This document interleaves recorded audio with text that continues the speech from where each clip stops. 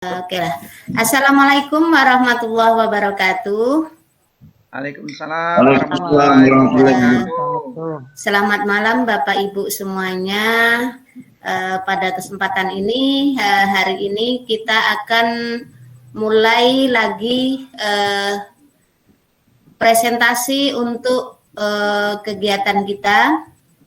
Sebelum kegiatan ini kita mulai nih, ada baiknya kita mulai dulu dengan doa.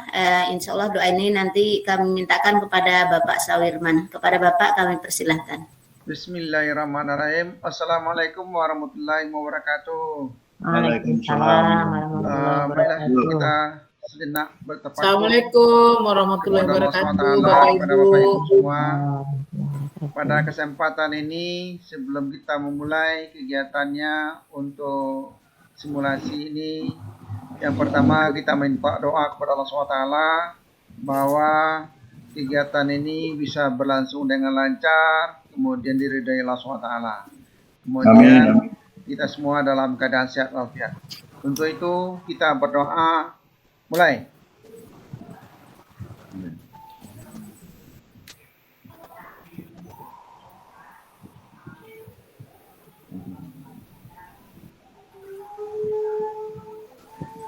Berdoa selesai. Terima kasih Pak Sawir yang telah memimpin doa. Mudah-mudahan dengan dimulainya dengan doa tadi, kegiatan kita pada malam hari ini bisa berjalan dengan lancar. Nah, untuk membuat kegiatan kita, presentasi kita pada hari ini menjadi lebih segar, ada baiknya kalau kita mulai dulu dengan ice breaking. Ya, di mana ice breaking ini nanti akan mengajak kita menambah semangat kita untuk kegiatan ini. Untuk itu kami minta kepada Ibu Siti dapat memimpin ice breaking kita pada malam hari ini. Silakan Bu Siti. Baik, terima kasih. Assalamualaikum warahmatullahi wabarakatuh. Waalaikumsalam warahmatullahi wabarakatuh. Ya, Bapak Ibu, cerah nampaknya kita pada pertemuan kali ini. Mudah-mudahan selain cerah juga semakin bersemangat kita mencoba kita lebih ke konsentrasi terlebih dahulu ya Bapak Ibu ya. Sekali lagi untuk ice breaking kita tidak perlu kita dengan pakai biaya. Ini nanti insya Allah bisa membuat Bapak Ibu lebih fresh dan juga lebih konsentrasi mendengarkan materi. Begini Bapak Ibu, instruksi dan juga gerakan nanti ya yang kita sama-sama lakukan. Kalau saya menyebutkan pagi nanti dengan gerakan kita tepuk satu kali ya Bapak Ibu ya. Kalau saya menyebutkan siang nanti tepuknya 2 kali. Kalau malam tepuknya 3 kali. Oke. Nah, jadi gerakan kita mengikuti sesuai dengan instruksi tadi. Baik, bisa kita mulai Bapak Ibu? Bisa. Ya, konsentrasi ya. Oke. Siang. Malam. Pagi. Pagi. Siang. Siang pagi. Mantap Bapak Ibu, disebut siang pagi pun konsentrasinya sudah luar biasa. Berarti dengan ice breaking singkat ini kita sudah siap untuk menerima materi yang menarik berikutnya ini. Kami kembalikan lagi kepada moderator. Silakan Bu Ratmi. Oke, terima kasih banyak Bu Siti. Terima kasih kepada Bapak Ibu semuanya yang telah mengikuti ice breaking dengan baik sekali. Mudah-mudahan dengan adanya ice breaking ini tadi semangat kita makin bertambah untuk mengikuti kegiatan. Nah, baiklah Bapak Ibu sekalian, untuk kegiatan kita malam hari ini akan ada pemaparan dari Bapak Rustam.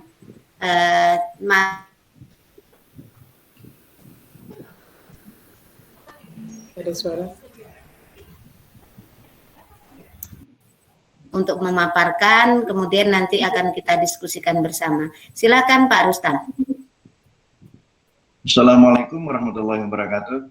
Waalaikumsalam. Waalaikumsalam warahmatullahi wabarakatuh. Nanti dalam kegiatan presentasi kita di dalam diklat kepala sekolah dan pengawas pada hari ini. Apa kabarnya, Bu? Sehat. Sehat. Alhamdulillah. Sehat. Alhamdulillah. Sehat.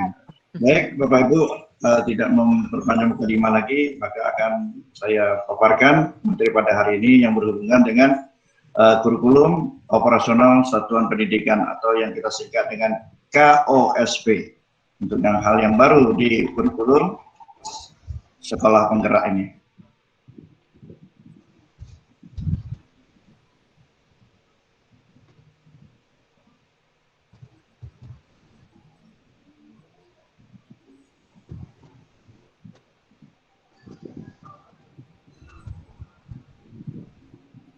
Baik, Bu. Bagaimana, Bu? Sudah bisa dilihat di tampilan kita?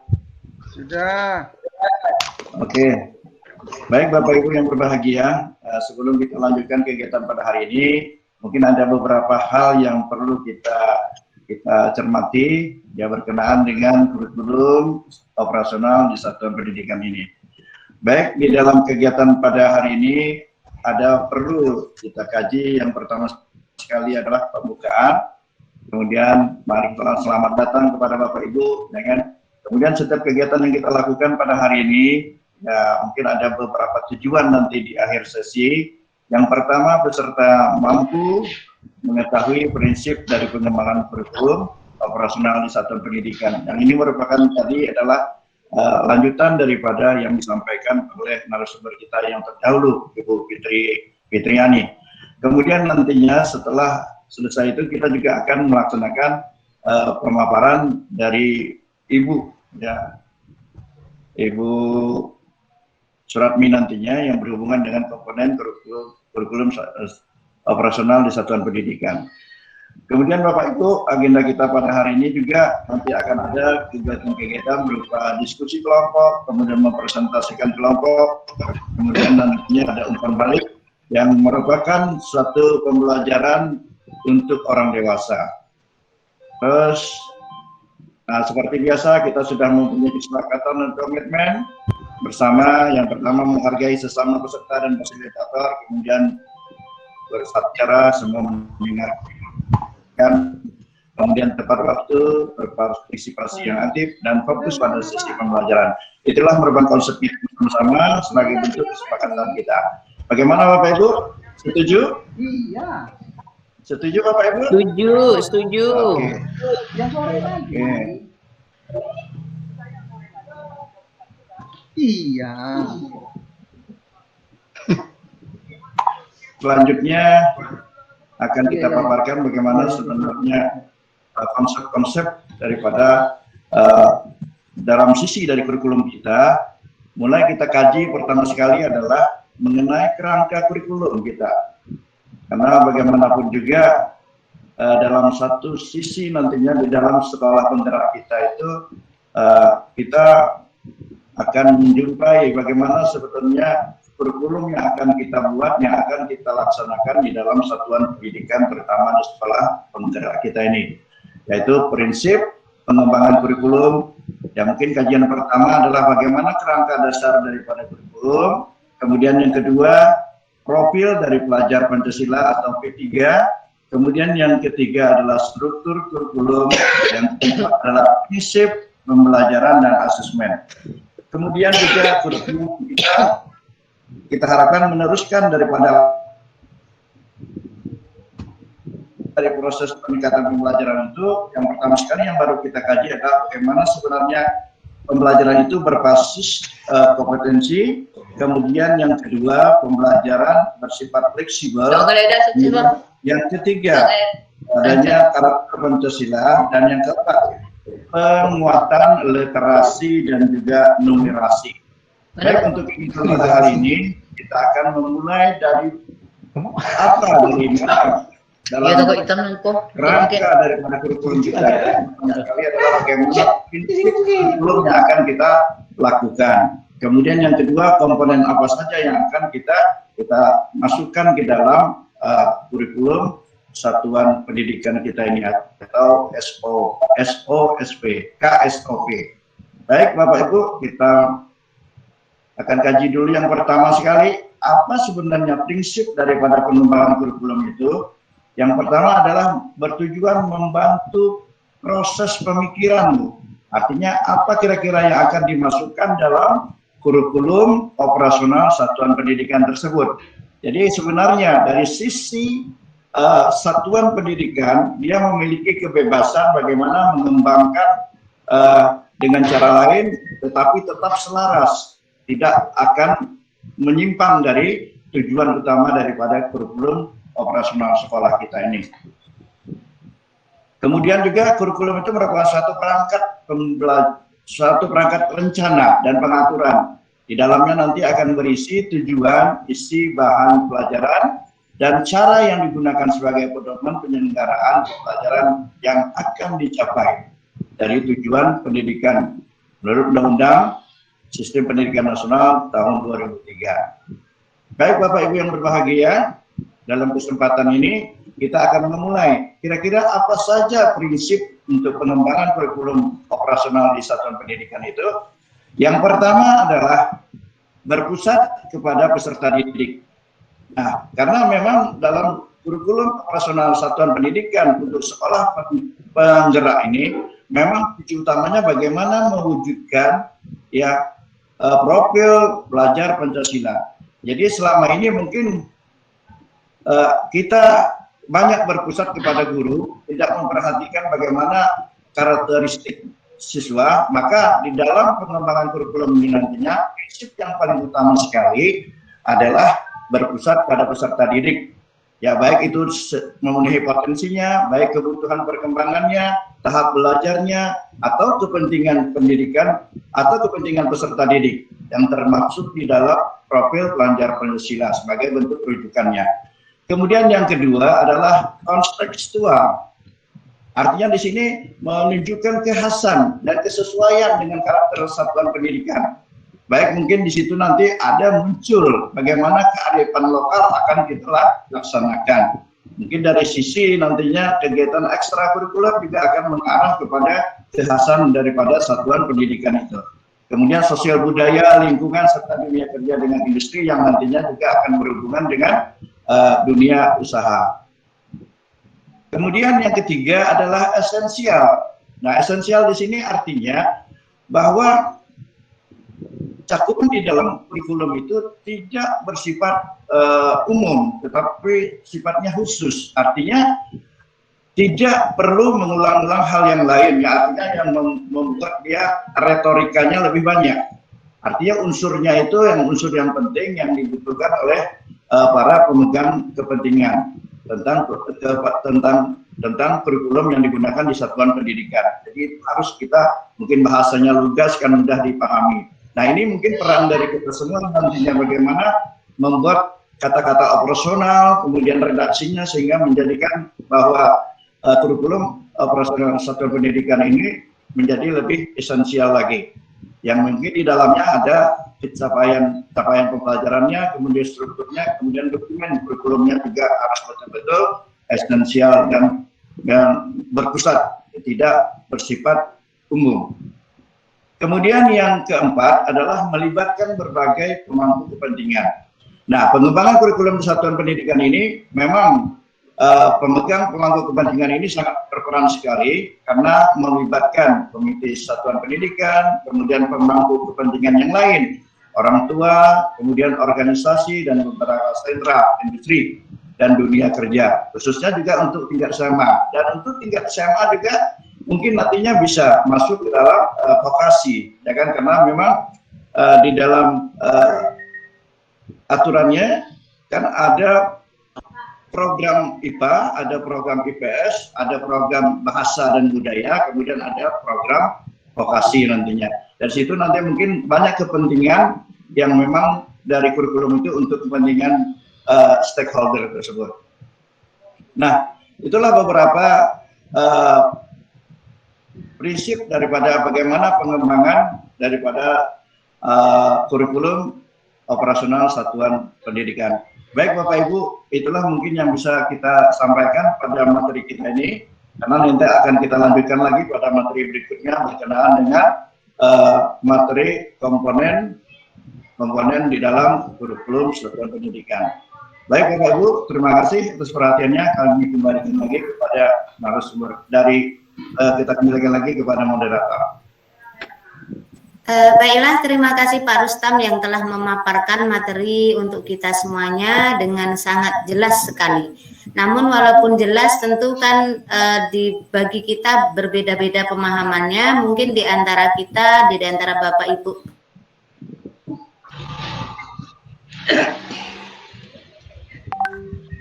Ibu moderator, silakan kepada Bapak Ibu, silakan siapa yang mau menyampaikan duluan. Saya Bu. Oke, silakan Ibu Nuradawati. Segelintir ini saya dengar di saya lihat di Google juga ada yang menyebutkan bahwa kurikulum sekolah penggerak ini disebut dengan kurikulum yang disempurnakan. Yeah. Itu kira-kira apa itu maksudnya Pak? Kenapa kurikulum sekolah penggerak ini disebut juga dengan kurikulum yang disempurnakan? Oh baiklah, terima kasih Ibu Nuradawati dengan pertanyaannya bahwa kurikulum sekolah penggerak ini merupakan kurikulum yang disempurnakan. Kami silakan kepada Bapak Rustam untuk memberikan penjelasan kepada kita semuanya. Terima kasih moderator, terima kasih kepada Ibu Nuradawati yang telah memberikan masukan kepada kita. Baik Bapak Ibu, mungkin dalam kesempatan ini karena kita pembelajaran orang dewasa, mungkin ada dari rekan-rekan kita yang bisa membantu saya. Kira-kira kenapa kurikulum untuk sekolah penggerak ini dikatakan lebih menuju ke arah yang sempurna, ya? Artinya tuh apa tadi bahasanya tadi Bu? Kurikulum? Kenapa kurikulum sekolah penggerak ini disebut dengan kurikulum yang disempurnakan? Iya, disebut dengan kurikulum yang disempurnakan. Silakan. Mungkin ada rekan-rekan kita yang bisa membantu. Silakan Bu Siti. Oke, silakan Bu Siti. Kami silakan untuk membantu menjelaskan kepada kita semuanya. Baik, terima kasih atas waktunya. Istilah itu muncul itu dari berbagai persepsi orang atau masyarakat ya, karena kurikulum dari sekolah penggerak itu sendiri sama-sama kita ketahui kan memang belum terbentuk ya, cuman istilahnya itu ada mungkin yang menyebut kurikulum disempurnakan. Namun sepengetahuan kita bahwa kurikulum untuk sekolah penggerak ini nanti ke arah paradigma baru gitu, kurikulum paradigma baru. Nah, seperti apa modelnya dengan istilahnya, kalau nanti disebut seperti apa itu mungkin kontekstual lagi Bu, tergantung kepada kebutuhan dan juga pengembangan dari satuan pendidikan itu sendiri untuk mengembangkan kurikulum itu sesuai dengan lingkungan, sosial, budaya dan juga kebutuhan dan potensi serta karakteristik peserta didik kita di sekolah itu. Nah, sehingga kalau menurut saya pribadi mungkin ya istilah tadi itu tidak sepenuhnya sesuai, hanya mungkin memang lebih disempurnakan dari kurikulum sebelumnya. Nah, itu mungkin pemahaman kita, tetapi istilahnya belum langsung kita legalitas bahwa itu benar, namun itu hanya persepsi dari sebagian orang gitu kan, sehingga tidak juga bisa disalahkan, hanya mungkin apa namanya, ini masih sama-sama kita karena masih dalam proses, bagian dikti yang berkenaan tentang kurikulum ini kan masih menggodok ya, Bapak Ibu masih mengolah, jadi belum fix betul bahwa nanti apa nama kurikulumnya. Hanya secara intinya sudah seperti yang disampaikan Pak Rustam tadi, dengan prinsip dan komponen seperti itu, sehingga nanti muncullah kurikulum yang mempunyai paradigma baru, yang penerapannya jelas sangat relevan dengan kebutuhan dan kontekstual dari satuan pendidikan itu sendiri. Mungkin sementara gambarannya seperti itu kalau dari saya, mungkin yang lain bisa menambahkan. Terima kasih Bu Siti yang akan membantu saya. Jadi intinya seperti ini Bu. Memang kalau kita perhatikan di Indonesia ini perubahan bentuk daripada kurikulum itu selalu berubah. Mungkin kadang-kadang ada sedikit bahasa yang mengatakan, ya kan, beda menteri nanti akan beda juga kurikulumnya. Mungkin dari kurikulum 2004 kemudian berubah menjadi kurikulum 2006, kemudian berubah lagi menjadi kurikulum 2013. Nah, sampailah pada titik ini ya kan ada namanya kurikulum sekolah penggerak, atau juga seperti yang disampaikan oleh Ibu Siti tadi ada namanya kurikulum paradigma baru. Itu mungkin dari sisi penamaan saja. Tetapi yang jelas bahwa setiap perubahan daripada kurikulum itu adalah menuju ke arah yang lebih baik lagi, penyempurnaan lagi. Mungkin pada sisi yang lama di kurikulum 2013 itu mungkin ada beberapa hal yang perlu dilengkapi lagi di kurikulum yang baru ini. Satu contoh misalnya, bagaimana nantinya anak berpikir, cita-citanya itu berpikir kira-kira nanti dia setelah selesai kuliah, selesai sekolah di SMA itu melanjutkan ke perguruan mana, kemudian jurusan apa. Jadi artinya kalau di kurikulum 2013 itu di kelas 10 itu sudah ditekankan harus memilih program. Sementara dia masih belum tahu lagi arah tujuan kemana nantinya. Cita-citanya kan belum tahu. Jadi dengan adanya pemahaman seperti itu, maka Mas Nadiem kita berpikir, ya kan, sehingga nantinya kalau kita kaji jangan sampai pemilihan jurusan itu ada di kelas 10, tetapi di kelas 11. Artinya di kelas 10 itu dia hanya baru berpikir kira-kira nanti kemana arah cita-cita kita, sehingga nantinya di kelas 11 dia bisa menentukan program apa yang harus dia ambil untuk sesuai dengan cita-cita dia, kemudian apa yang harus dia kerjakan nantinya ke depan.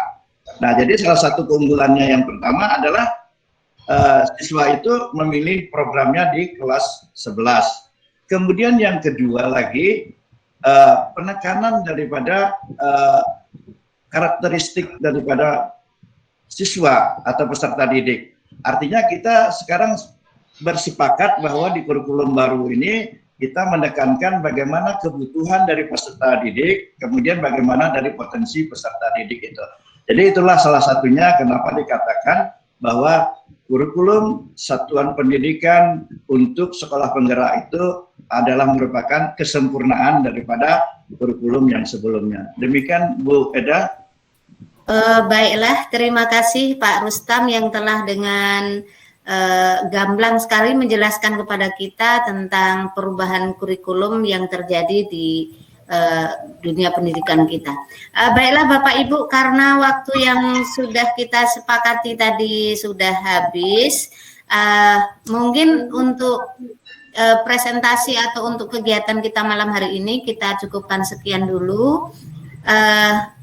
Terima kasih kepada Pak Rustam, kepada Bu Eda, Bu Siti yang telah memberikan masukan dan juga penambahan tadi. Baiklah, kita akan tutup kegiatan kita pada malam hari ini yang kita tutup dengan doa bersama. Kami minta kepada Bapak Sawirman untuk memimpin doa. Kami persilakan. Bismillahirrahmanirrahim. Assalamualaikum warahmatullahi wabarakatuh. Waalaikumsalam. Yang pertama kita mengucapkan syukur Allah Ta'ala yang telah melimpahkan rahmat dan kurnia-Nya bagi kita semua. Pada kesempatan ini alhamdulillah telah berjalan dengan baik, sukses dalam kegiatan ini. Mudah-mudahan diberkati oleh Allah. Amin ya rabbil alamin. Lalu kita minta berdoa membacakan alhamdulillah ya rabbil alamin. Alhamdulillah. Alhamdulillah. Baiklah, terima kasih Bapak Ibu semuanya yang telah mengikuti kegiatan kita pada malam hari ini. Kami sebagai moderator mengucapkan terima kasih, mohon maaf atas semuanya kesilapan. Kami akhiri dengan billahi taufik wal hidayah. Assalamualaikum warahmatullahi wabarakatuh. Waalaikumsalam warahmatullahi wabarakatuh.